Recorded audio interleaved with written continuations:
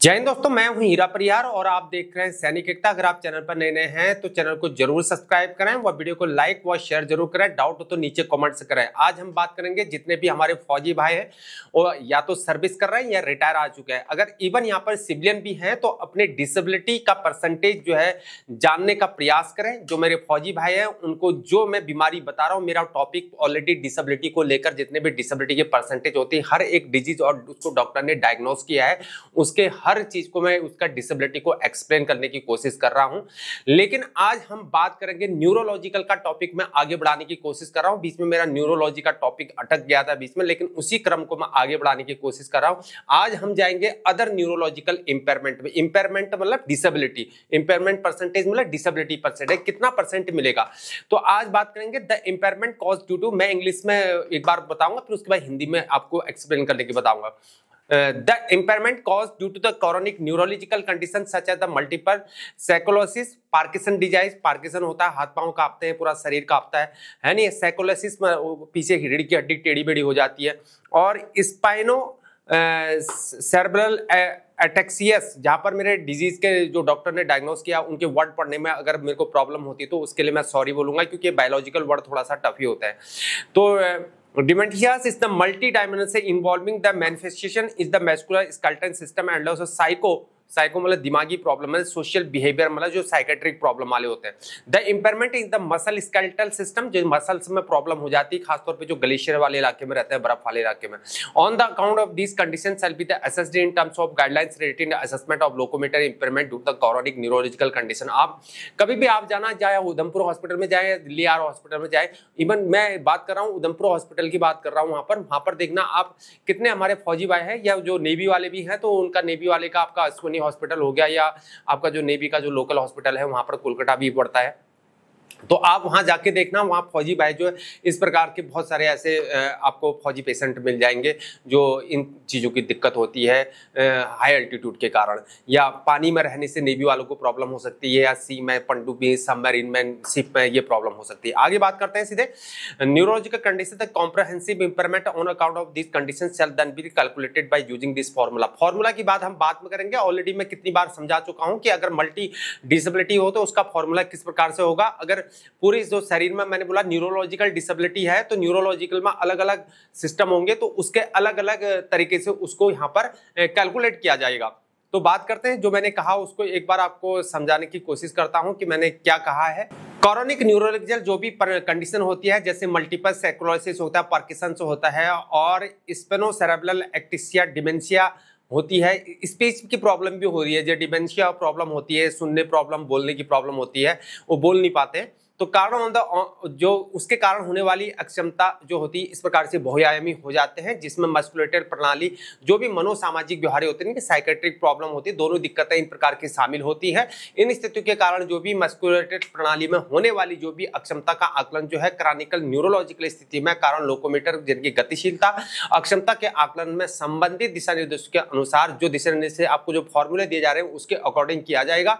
और इस स्थिति के कारण व्यापक स्मृति की गणना अब जो है यहाँ पर फॉर्मूला है a plus B 90 minus A by 90, यानी कि a आपकी जो है एक डिजीज, अगर डिमेंशिया की प्रॉब्लम है, न्यूरोलॉजिकल में डिमेंशिया की प्रॉब्लम है, तो a में कितनी परसेंट उसको डिसेबिलिटी दी गई, कितनी परसेंट उसकी इंपेयरमेंट दी, मान लीजिए उसको वहां पर 50% दी गई या 40% दी गई, a में दी गई। और दूसरी प्रॉब्लम उसके बता रहे कि मस्कुलर, कहीं पर मस्कुलर प्रॉब्लम है तो मस्कुलर में उसको वहां पर 20% दी गई है, तो 30 प्लस 20 हो जाएगा, माइनस ब्रैकेट करेंगे तो 90 माइनस 20 हो जाएगा, तो 90 माइनस 20 हो गया 70, और 70 by 70 into A plus B करेंगे तो इस प्रकार से कैलकुलेट करके उसका आंसर आ जाएगा। कैलकुलेट करने की विधि मैं आपको पहले भी बता चुका हूं, लेकिन कैलकुलेट फॉर्मूला मैं बाद में भी आपको बताने की कोशिश करूंगा।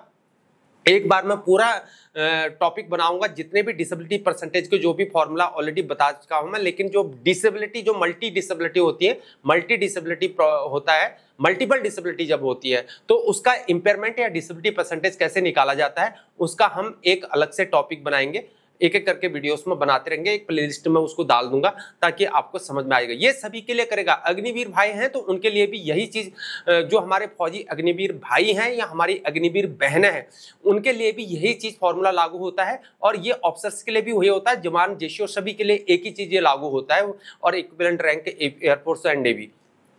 बात करते हैं, अब आगे बढ़ते हैं सीधे।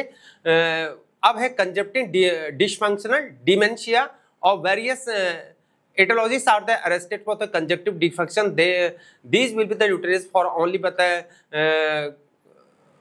cognitive assessment.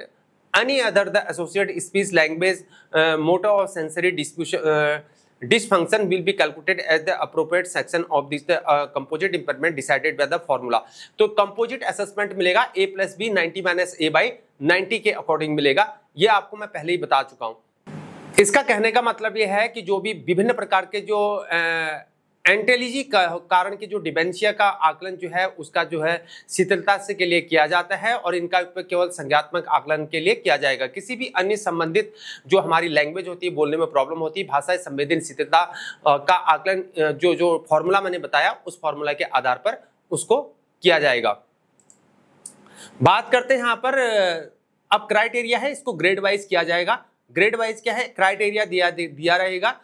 Negligible impairment reasoning A comparable with that of peers, memorable similarly to that of peers, written notes etc. used in the manner of busy people all ages।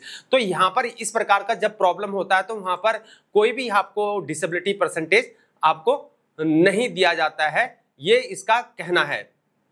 कुल मिला के इसका है कि जो तर्क होता है उनके साथियों के जो नॉर्मल पर्सन है उसके समान है और जो स्मृति है, याददाश्त हमारी जो है वो नॉर्मल है और लिखने का आदि का उपयोग सभी उम्र के व्यस्त के लोगों के लिए किया जाता है, तो वहां पर नॉर्मल है, तो वहां पर कोई भी डिसेबिलिटी नहीं मिलेगी। तो मेरे दोस्तों ये हो गया, आपको समझ में आ गया। अब है mild impairment appropriate use is made of the accumulated knowledge and reasonable judgement is shown in routine daily activities most of the time. Difficulties are the apparent in new circumstances. Mild but demonstrable impairment of memory, misplaces object and has increased difficulty in remembering names and appointments. Can learn although at a slower rate than previously. Impairment has little impact on every day actively because of compensation through reliance on written notes, schedules, checklist and spouse. तो इसके कहने का मतलब ये क्या कहना चाह रहा है, जहां पर भी जो मिल्ड है, मिल्ड मतलब हल्का, मतलब कम, मध्य, तो वहां पर जो है संचय जो भी नॉर्मल जो नॉलेज है उसका जो उपयोग किया जाता है, जो ये बता रहा है, और अधिकांश समय में जो नियमित दैनिक गतिविधियां होती हैं उनको निर्णय तौर से दिखाया जाता है तो कर लेता है। नई परिस्थितियों में कठिनाई जो है स्पष्ट हो सकती है और स्मृति जो हमारी याददाश्त है वहां पर जो है हल्की, लेकिन यहाँ पर प्रदर्शन योग्य में अक्षमता दिखा सकता है और वस्तुओं को जो है गलत जगह पे वो रख देता है। वो जो पेशेंट है वो रख देता है गलत जगह पे, यानी कि भूल जाता है। तो और नाम और नियुक्तियों को याद रखने में उसको जो है कठिनाई होती है, और नाम को याद नहीं रख पाता है, जो कोई चीजों को याद नहीं रख पाता, वहां पर प्रॉब्लम होती है। लेकिन वो आगे जाके सीख सकता है, ठीक होके सीख सकता है। हालांकि पहले की तुलना में वो धीमी गति से कार्य क्रियाकलाप करते हैं, पहले जो जैसा था वैसा नहीं हो पाएगा। और लिखित जो नोट्स होते हैं, जो कार्यक्रम होते हैं, उनकी चेकलिस्ट और जो अपने जो पार्टनर है उन पर जो निर्भरता उसकी बढ़ जाती है, यानी कि पत्नी पर उसकी निर्भरता बढ़ जाएगी या फैमिली जो भी है उसका बड़ी उस पर जो है डिपेंड रह जाएगा। इस माध्यम से मुआवजे के कारण रोजमर्रा के गतिविधि पर अक्षमता का बहुत यहाँ पर कम प्रभाव पड़ता है। डिपेंड रह सकता है लेकिन यहाँ पर तो है वहां पर जो है लेकिन वो ठीक हो सकता है, ऐसा इसका कहना है, और उसके डिपेंडेंसी हट जाएगी, ये कहना। तब उस वाले केसेस में उसको 10% डिसेबिलिटी दी जाएगी। मैं न्यूरोलॉजिकल की बात कर रहा हूं, ठीक है। आगे बढ़ते हैं, जब आप मॉडरेट हो, मॉडरेट मतलब न कम न ज्यादा, वो बीच का हो गया, ठीक है। मिल्ड मतलब होता है मध्यम, मॉडरेट मतलब होता है न कम न ज्यादा, बीच का। तो moderate impairment of memory has frequent difficulty in the recalling details of recent experiences, frequently misplaces object fails to follow through with the intention or obligation, tends to get exhaust more easily than unfamiliar areas, compensation through और use of ads example है lists and diaries inadequate or moderate impact of problem solving ability relies and accumulated knowledge suffers a significant disadvantage in circumstances requiring complex decision making or non-routine activities, i.e. when past decision making is not directly relevant, has reduced initiative spontaneously and capacity of abstract thinking। तो इसके कहने का मतलब क्या है, जब यहाँ पर मॉडरेट वाला मध्यम है तो वहाँ पर जो है जो हमारा जो स्मृति है वहाँ पर उसकी जो है मध्यम अक्षमता हो जाती है। तो उनमें जो पहले जो प्रॉब्लम थी उस और अभी जो प्रॉब्लम है उसके जो अनुभव हैं उसके विवरणों में याद करने में उसको अक्सर यहाँ पर कठिनाई होती है, यानी कि चीजों को भूल जाता है, अक्सर वस्तुओं को और गलत जगहों पे यहाँ पर रख देता है और उसके इरादे या दायित्व को पालन करने में वो विफल रह जाता है। जो उसको बोला जाता है तो वो ठीक तरह से काम को नहीं कर पाता और भूल जाता है और अपरिचित क्षेत्रों में अधिक आसानी से खो जाता है। जहां पर उसको जानकारी ना हो तो अगर वो कहीं जा रहा है, घूमने के लिए जा रहा है या कहीं पर जा रहा है तो वो अपने घर को भी भूल सकता है, रास्ता भटक सकता है, उसको पता नहीं रहेगा कि मेरा घर कहाँ था। अपरिचित घर का तो पता लग जाएगा मेरा घर कहाँ पर है, लेकिन अगर बाय चांस अगर मुंबई जैसे इलाके में चले गया या दिल्ली जैसे इलाके में चले गया और वो रहने वाला उत्तराखंड का है तो उस इलाके में अगर किसी गली में पहुंच गया तो वो लैंडमार्क्स को याद नहीं कर पाएगा, जिससे वो इंसान भटक सकता है और अपने घर तक पहुंचने में उसको समस्या उत्पन्न हो सकती है। तो ऐसे मामले में जो है यहाँ पर ये कह रहा है, और सूचियां जैसे होगी डायरी जैसे एड्स का प्रयोग करके मुआवजा पर्याप्त है। इस वाले ऐसे पर जो है यहाँ पर मुआवजा की बात हो रही है, यानी कि डिसेबिलिटी की बात हो रही है। समस्या समाधान क्षमता की मध्यम अक्षमता होती है और संचित ज्ञान पर उसको निर्भर रहना पड़ता है। जटिल निर्णय लेने और गैर नियमित गतिविधियों की आवश्यकता वाली परिस्थितियों में महत्वपूर्ण नुकसान उसको उठाना पड़ सकता है। यानी जब पिछले निर्णय लेने से सीधे प्रशासनिक नहीं होते हैं तो पहल सहजता और अमृत सोच की क्षमता यहाँ पर कम हो जाती है। तो ऐसे वाले में केसेस में उसको 30% डिसेबिलिटी प्रदान की जाती है या इंपेयरमेंट असेसमेंट दिया जाता है। अब बढ़ते हैं आगे वाले में, जो सीवियर हो, सीवियर मतलब 75% तक पहुंच गए, यानी कि बहुत ज्यादा हो गया, उसको 75% से ऊपर का जब प्रॉब्लम हो गया तो symptoms as the above but more frequent and severe is partially able to the compensate but unable to function with complete independence and needs some supervision। तो उसको सुपरविजन में रखने की बात हो रही है। तो ऐसे वाले केसेस में क्या होगा, मतलब स्थिति उसकी गंभीर हो चुकी है, सीरियस हो गया, तो जो मैंने आपको पहले वाले बताए उसके जो समान लक्षण है लेकिन वो अधिक बार होते हैं और बारंबार होते हैं और वो प्रॉब्लम जो है गंभीर बन जाती है। आंशिक रूप से उसको जो है डिसेबिलिटी यहाँ पर प्रदान की जाएगी, लेकिन पूर्ण स्वतंत्रता के साथ कार्य करने में वो पूर्णतः असमर्थ हो जाता है और कुछ परीक्षण की उसको यहाँ पर आवश्यकता होती है, यानी कि उसको देखने की जरूरत होती है। तो ऐसे केसेस में उसको 60% डिसेबिलिटी या इंपेयरमेंट असेसमेंट दिया जाता है। वेरी सीवियर इनकैपेसिएंट, बहुत ही ज्यादा प्रॉब्लम होगी, अब वो 100% तक पहुंच गया है, अब उसको भाई जरूरत है अपने बड़ी के साथ की या अपने घर में, वो बिना घर वालों के बिना कुछ भी नहीं कर सकता है। तो ऐसे केस में severe impairment has difficulty in carrying out basic activities such as sequencing the steps needed for dressing and for preparing meals, planning, organizational ability is reduced, is unable to function independently in new or complex situations, shows markedly reduced initiative and the spontaneity and preservative thinking. Severe memory deficiency is unable to retain any information about recent experiences. New learning is not possible about attention has been directed elsewhere. Is unable to work live independently, needing supervision to avoid harm. Example, from fire caused by forgetting to put out the cigarettes or to turn off the appliances, has extreme difficulty in keeping track of finances, scheduled activities, social relationship, etc. तो जब बहुत ही गंभीर वाला मामला हो गया, वो अक्षम है अब कार्य करने में, बिना वो घर वालों के काम से नहीं कर सकता, साथी के बिना काम नहीं कर सकता है, तो उसको कपड़े पहनने में समस्या हो सकती है, अपना कपड़ा भी वो पहन नहीं पाएगा, इवन वो कपड़ा पहनना भी भूल सकता है। तो ऐसे वाले में उसको भोजन खाना भी, वो खाना खाना भी भूल सकता है, तो उसको खाना खिलाने की भी जरूरत पड़ेगी। आपने देखा होगा जब आप हॉस्पिटल में जाते हैं तो उनको वो कुछ कर नहीं पाते, पता ही नहीं लगता, ना बोल ही पाते हैं, तो उनको खाना खिलाने की जरूरत पड़ती है। तो ये सब उसको जो क्रियाकलाप होते हैं उनके साथ करने पड़ते हैं। वो बुनियादी जो गतिविधियां होती है उनको करने में उसको कठिनाई होती है, योजना वो बना नहीं पाता है, संगठनात्मक क्षमता उसकी जो होती है वहां पर कम हो जाती है।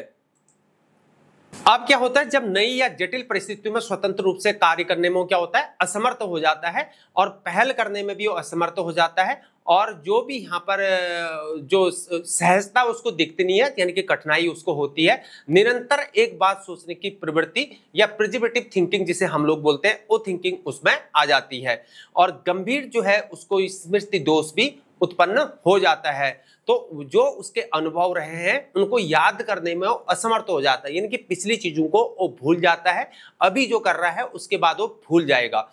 एक बार ध्यान कहीं और चले जाता है, और जो काम करेगा उसके बाद वो कहीं और ध्यान उसका चले जाता है, और वो जो नई चीज होती है उन नई चीजों को सीखने में वो असंभव हो जाता है। यानी कि नई चीज, जैसे में हम नई चीजों को सीखते हैं तो वो जो पेशेंट है वो नई चीजों को नहीं सीख पाता है, इवन जो पुरानी चीजें हैं उसको भी भूलने की क्षमता उसमें आ जाती है, और स्वतंत्र रूप से काम करने में या और रहने में असमर्थ हो जाता है। और नुकसान से बचने के लिए पर्यवेक्षक की उसको आवश्यकता होती है, क्योंकि उसको चोट फटक लग सकती है, उसके साथ नुकसान हो सकता है। जैसे सिगरेट बुझाना, अगर वो सिगरेट पी रहा है, अगर वो सिगरेट पी रहा तो फिर सिगरेट बुझाना भी है, उसको पता नहीं लगेगा कि सिगरेट बुझाना है, तो इत्यादि उसको हेल्प की जरूरत पड़ेगी। और जैसे कोई अगर उपकरण, लाइटर अगर जला रखा है, गैस जला रखी है, तो गैस जलाने के बाद वो भूल जाएगा, इवन वो गैस जलाने के हालात में ही नहीं रहेगा। तो वित्त निर्धारण गतिविधियों, सामाजिक संबंधों आदि के हिसाब से रखने में उसके साथ अत्यधिक कठिनाई होती है, तो ऐसे वाले केसेस में उसको डिसेबिलिटी यहाँ पर 70% डिसेबिलिटी दी जाती है। तो ये मैं न्यूरोलॉजिकल की बात कर रहा हूं। मैंने न्यूरोलॉजिकल टॉपिक में पहली बार आपको बताया था, जो मैंने न्यूरोलॉजिकल का टॉपिक करा था उसी टॉपिक को मैंने आगे बढ़ा है, यानी कि अदर न्यूरोलॉजिकल इंपेयरमेंट है, जिसकी मैंने पार्किंसन की बात करी है, मस्कुलर डिजीज की बात करी है, साइकोलोसिस की बात करी है, और मैंने बात करी थी मल्टीपल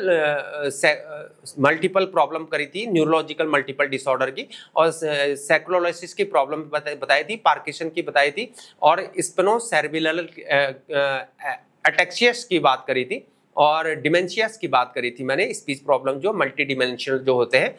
तो ये जो प्रॉब्लम है, और मैंने मैनिफेस्टेशन इन मस्कुलर स्केलेटन की बात करी थी, तो इन सब, और साइकोलॉजिकल सोशल बिहेवियर की बात करी। तो ये जो डिजीज है जिसको डॉक्टर ने डायग्नोस किया, तो उसकी डिसेबिलिटी और इंपेयरमेंट असेसमेंट इस आधार पर तय की जाती है। और उसको मल्टीपल डिसेबिलिटी जब हो तो मल्टीपल डिसेबिलिटी की कैलकुलेशन फिर अलग से होगी। जैसे कहने का मतलब है कि जब सीवियर प्रॉब्लम हो या मॉडरेट प्रॉब्लम है तो उसको बोलने में समस्या होगी, सामान रखना भूल सकता है, उठने बैठने में समस्या हो सकती है, पिछली चीजों को भूल सकता है, नई चीजों को सोचने में प्रॉब्लम हो सकती है। तो ये डिसेबिलिटी जो होती है मल्टीपल डिसेबिलिटी हो जाती है। तो उसका फॉर्मूला क्या बनेगा, A+B ब्रैकेट में 90 -A/90, इस प्रकार से होगा। मेरा टॉपिक दोस्तों यहीं पर खत्म होता है। अगर आपका कोई डाउट हो तो नीचे कमेंट्स करें, कमेंट्स का आपको रिप्लाई दे देता हूं। और मैं अब YouTube की एक नई पॉलिसी है कि अपना मोबाइल नंबर आप कमेंट्स पर नहीं दे सकते। मुझे पता नहीं था, मैं कमेंट्स में नंबर दिया जा रहा था, लेकिन मुझे लगता है कि वो पॉलिसी को वायलेट करता है।